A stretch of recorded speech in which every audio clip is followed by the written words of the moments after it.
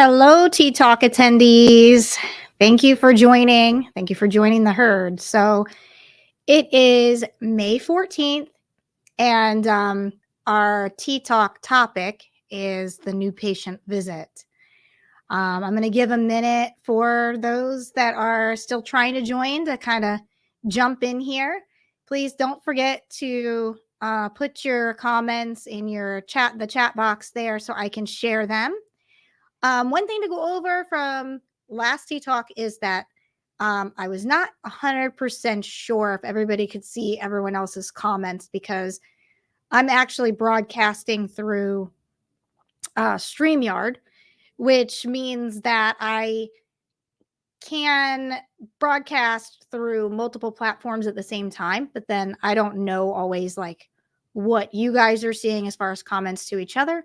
But looking into that, everyone can see everyone's comments. So I will share comments on the screen from here on out and not worry too much about you guys not wanting them shared, because that was sort of one of the concerns was, okay, if you're making a comment on here, do you really want me to pull it over to the screen? But I am going to be doing that now that I know that all of them are showing up publicly. So I will do that. So thank you. I see everybody is joining in and again, kind of telling us where you're from. So we've got Ricky in Las Vegas. Thank you so much for joining every week.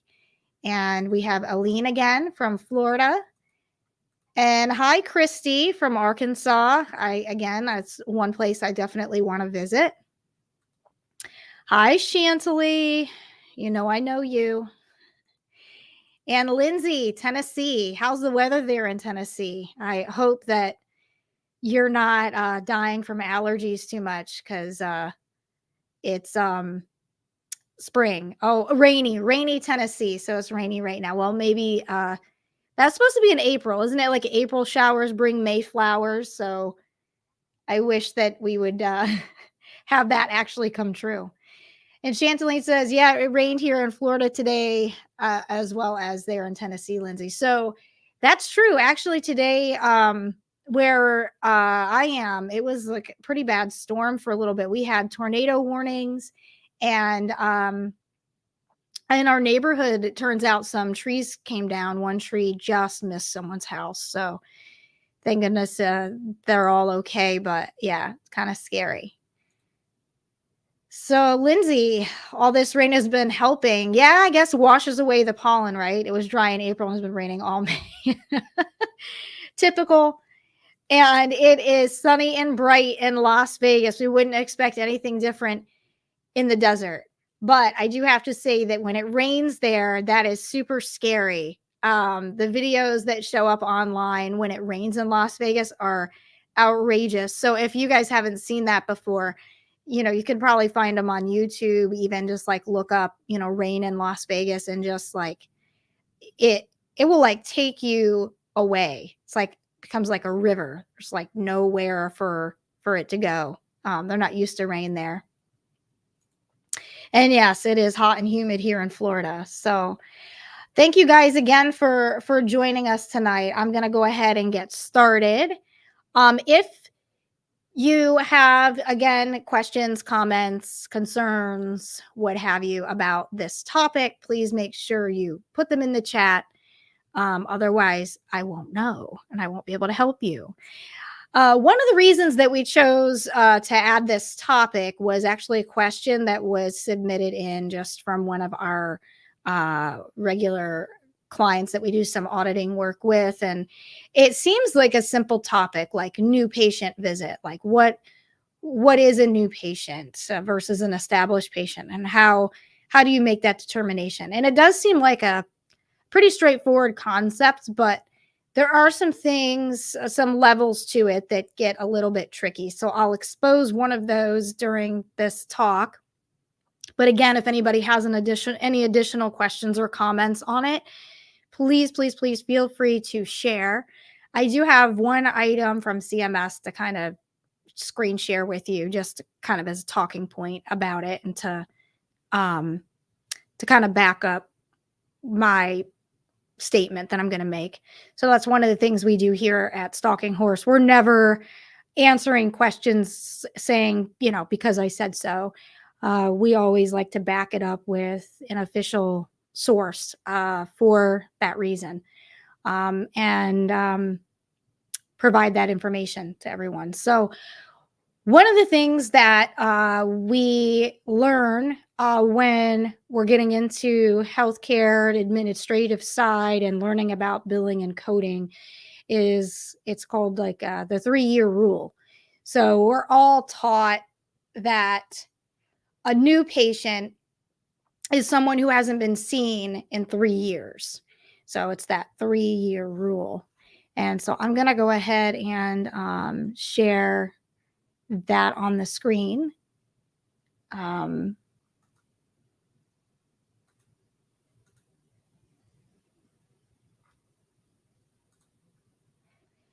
And so I've got cms.gov pulled up. So that's the official, CMS website. So Centers for Medicare and Medicaid. So obviously they're an official source. And they actually have like, this is an article that's pulled from like RAC audits. So those are recovery audit contractors. So they have actually companies that work for Medicare that do audits to recover money for Medicare. They're a real pain in the butt if you're working on the provider side to deal with. But with that being said, they had this come up on their page, and I thought it was super helpful because, first of all, I'm going to make this bigger.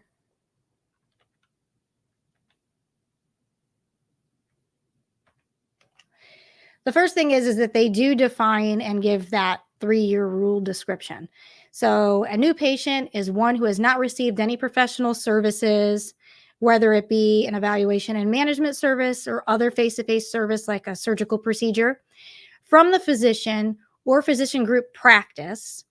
And then they put in parentheses, same physician specialty within the previous 3 years. And what I liked about this was they not only gave that definition there, they gave affected codes, and they give applicable policy references. So this is nice because if you're working with providers as much as we do, again, a lot of them want to know specifically, well, where does that come from? Where is that policy? Well, where does Medicare have that in writing? And so they even have this section here where they have additional policy references. And one of them is even the code book. So the CPT code book.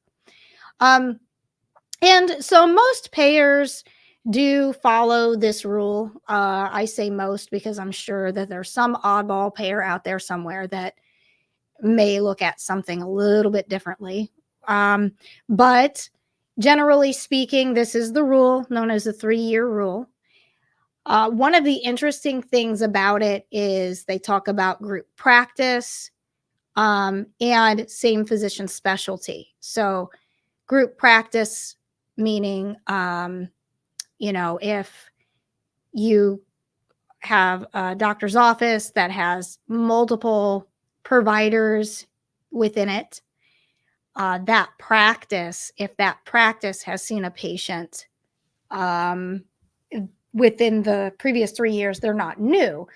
So regardless of if that specific provider has or has not. So if I'm a provider in a practice and I have an appointment with, I don't know, let's say that I have an appointment with Lindsay. So let's say, Lindsay, you have an appointment with me. I'm a provider in a practice. But I also work with Dr. Chantilly. So Chantilly's in that practice too. And Chantilly saw you a year ago, but I never saw you before. So Lindsay is technically new to me, right? So I would be looking at documentation for the first time for Lindsay. So I may use Dr. Chantilly's prior visit and have to review it, read it, familiarize myself with what was going on. But from the insurance carrier's side, from Medicare's perspective, and many others with that 3-year rule, I am not allowed to use a new patient code because I'm in the same group practice as Dr. Chantilly. And since Dr. Chantilly has seen Lindsay in the previous 3 years, and I used previous year, right? I would not be allowed to use a new patient code based on my contract. So when one other thing that providers tend to forget is that when they uh, contract and get credentialed with these insurance carriers and they sign the paperwork, they're agreeing to their policies. So we see a lot of times providers want to fight certain rules, and I understand that completely because some of them just, quite frankly, don't make a lot of sense. But or seem unfair, maybe is a better way of putting it, unfair to the provider. But fighting it is done another way, not through billing inappropriately. So you're not going to win that argument because no matter how much you go to appeal that, they're going to use the policies that they have in place that you've signed a contract to agree to at that time. So even if I want to bill that new patient code and want to argue with them that, hey, Lindsay's new to me and I should be able to bill this. Well, I've signed a contract saying I would agree to the rules and policies that are in place. And that can be difficult because, again, there's so many rules, there's so many policies for different payers regarding different codes. But so that's one of the biggest hiccups there is providers understanding, even though you haven't seen that patient before, if another provider within your office has, you can't bill them as new. So one of the other items that they mention, let me pull that back up, is the same physician specialty. So that gets really dicey, and that's where we end up getting a lot of the technical consulting questions that come in regarding new patient visits because even payers make this mistake sometimes where you may have, let's say, primary care and rheumatology in the same group, but those are completely separate specialties, right? So if a patient has been seen by primary care and then gets referred to rheumatology and they happen to see a rheumatologist that's in that same group practice, the rheumatologist would still get to use a new patient code because it's a different specialty. And it does go back to how providers are credentialed because there's different codes that are used in that credentialing process to identify specialties for providers without getting like overly technical. So most specialties are recognized with a specific code that's used during that credentialing process to identify them, identify the providers as to what type of specialty they are. And then there are even subspecialties occasionally. So one of them is electrophysiology that's within cardiology. So you can have cardiology and then electrophysiology is a subspecialty of cardiology. So subspecialties even exist within that. So again, being aware of the provider types that are there and how they're credentialed with the insurance carrier is super important. And so one of the biggest problems with that is also where you have your what we refer to as mid-level providers. So let's say that a group practice has nurse practitioners, so ARNPs, and physician's assistants or PAs that also work in that group practice with patients. Well, those mid-level providers, I'll just use ARNP as example, when they get credentialed, their identification for their provider type is actually that of a like general practitioner, so that of like a primary care physician. They don't have specialty designations. So that can get really tricky when you have ARNPs that also work within a different specialty in the same group.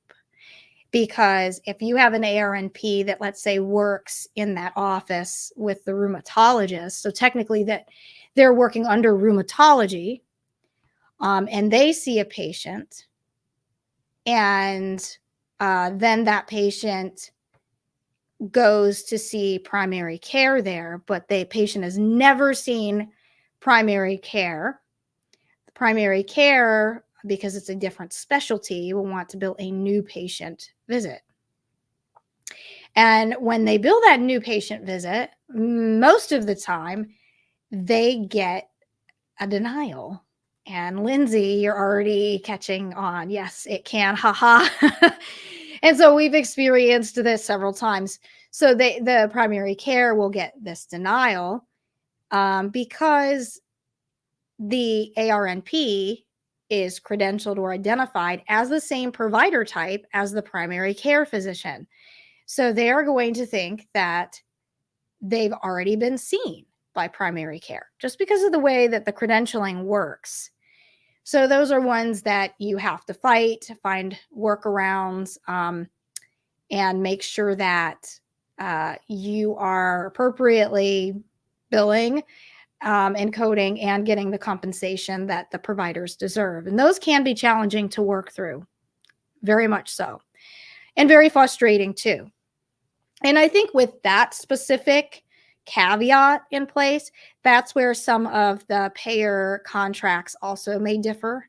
So I think that can become tricky within some of those payer contracts. They may carve that out and say, like regardless if they see a mid-level provider, then that's what it is. So whatever that specialty designation is, that they won't make any kind of exception for that. That's definitely a possibility. Also, we've received question before regarding if it's okay to bill a new patient visit for two providers that are working together sort of within the same specialty. So let's use that rheumatology example. So if the patient comes and they see a nurse practitioner under rheumatology and they bill a new patient visit, and then they come back again and they see the rheumatologist, who again, their provider type is different, right? So they're credentialed as a specialist where the ARNP is credentialed as a general practitioner. So then if they come back and they see the rheumatologist, or some practices, and I've actually heard of some consulting firms advising the practice to send another new patient visit. And that they can do this and that's a way to kind of get revenue and whatever. I do not recommend that. My opinion on that is that it's not appropriate because technically they've already had that new patient visit and it is a provider that's working within that same group. And so that's sort of a loophole or a workaround the other way. And I don't think that that's actually appropriate to do. And I do think that at the end of the day, that could really bite a practice badly if they get audited on that and that comes to light and there's a pattern there. So Lindsay, oh wow, yeah, yep. So, and I never would have thought that would have been a recommendation, honestly, from anybody, but I did see it with my own eyes in writing. So I was pretty shocked at that one also. I have to admit that was one that took me by surprise. So with these new patient visits, again, it can get tricky when you have multiple specialties in the same group. If they're not in the same group, then it's pretty obvious on claims when they go out that to the carriers that it's completely separate because the numbers that are on the claims are separate as far as tax IDs and stuff like that. But we do also sometimes have issues with visits on the hospital side. That's sort of another Tea Talk topic, but that does happen frequently too, where they bump with specialties, or there's already a provider for the specialty seeing the patient, and it's a whole thing. So we'll see with time how that tends to work itself out. I know that the mid-level providers are becoming more and more popular. I think that, we've have like a desperate need in this country for more providers, healthcare providers, and we have more and more people not wanting to spend as much money going to med school. I mean, it's outrageously expensive to do that and make it through, and it also takes a very long time. But so I think the number of mid-level providers is increasing, and so we'll see if they end up changing or creating some other kind of designation for them. I kind of think that that would be helpful and interesting, but we'll see. Time will tell. Um, so with this topic, I don't have a lot more to go over. If you guys don't have any specific questions regarding it, I can move on to kind of giving you guys some updates about upcoming topics, and then also some questions that came in from our Tea Talk email. So while I'm mentioning that, let me just remind you guys that if you have topic suggestions or questions or even documentation that you want reviewed, you can message us at ttalk@stalkinghorse.llc.com, and we will respond back to you, and we will get your topic on air, so to speak. And you can also just reach us through our website at stalkinghorse.llc.com.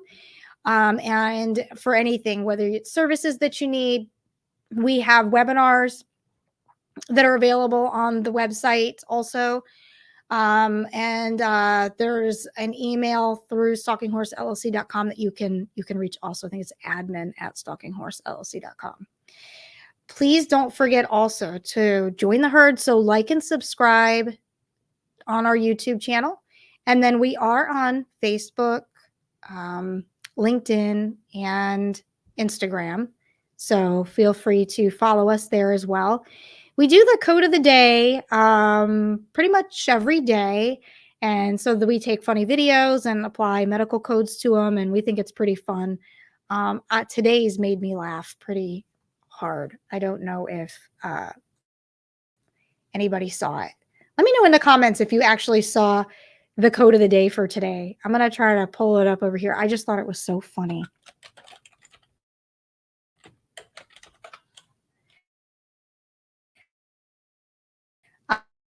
Um,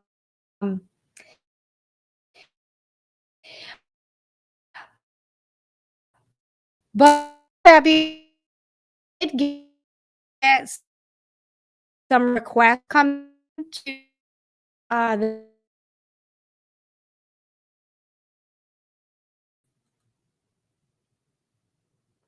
so any request that's made, we'll make sure that we address it and get it on one of the Tea Talks. Even if we just have to, add it on or create another one for the same day at a different time, we can make sure that we do that. So I want to make sure that the topic also gets in the what do you call it? The title there. So let me see here if I can get to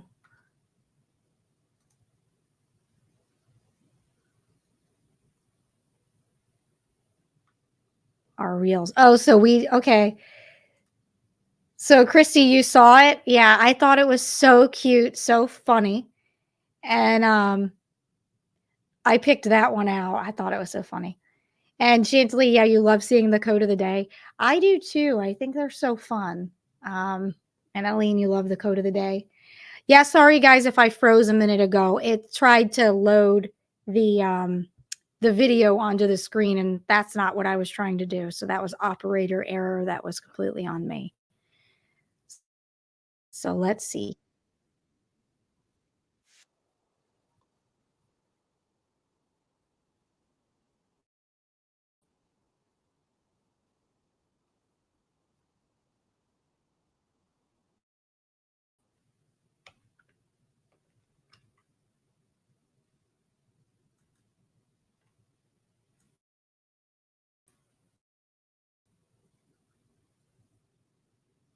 So anyway, that little squirrel was the code of the day. It's kind of hard to share there.